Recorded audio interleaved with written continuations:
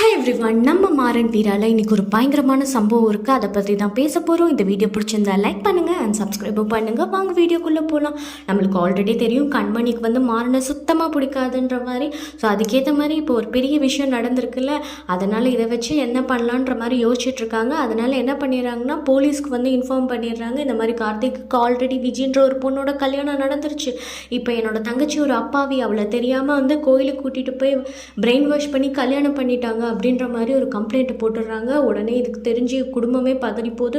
அப்போ வந்து வள்ளியம்மா வந்து கேட்குறாங்க, ஏன் கண்மணி இந்த மாதிரிலாம் பண்ணுற, உனக்கு பழி வாங்குறதுக்கு நேரமே இல்லையா அப்படின்ற மாதிரி சொல்லிட்டு இருக்காங்க. அப்போ வந்து கண்மணி சொல்கிறாங்க, ஏற்கனவே என் அண்ணனோட ஆக்சிடென்ட்டே நான் இன்னும் பெரிய இஷ்யூ ஆகலை, போனால் போதுன்னு நான் விட்டுட்டேன், இந்த என் தங்கச்சி வாழ்க்கையை நீங்கள் இப்படி பண்ணிங்கன்னா நான் சும்மா விட மாட்டேன் அப்படின்ற மாதிரி அவங்க கத்திக்கிட்டு இருக்காங்க.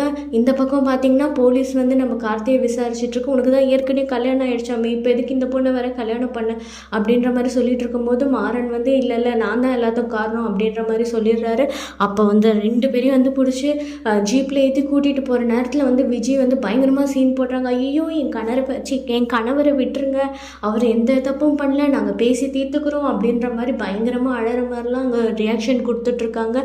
இந்த பக்கம் வந்து பார்த்திங்கன்னா வீரா இடிஞ்சு போனதாகவே இருக்காங்க. அவங்களுக்கு என்ன நடக்குது, சுற்றி நடக்குதுன்னே சுத்தமாக புரியல.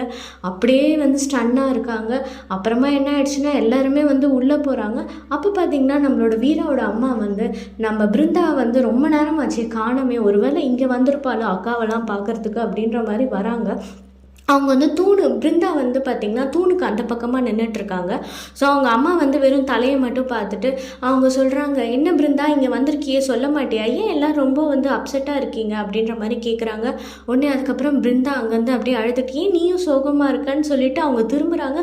திரும்பினோடனே அவங்க கழுத்தில் இருக்க தாலியை பார்த்துட்டு இவங்க ரொம்ப ஷாக் ஆகிடுறாங்க. பயங்கர ஷாக்கு வீராவோட அம்மா.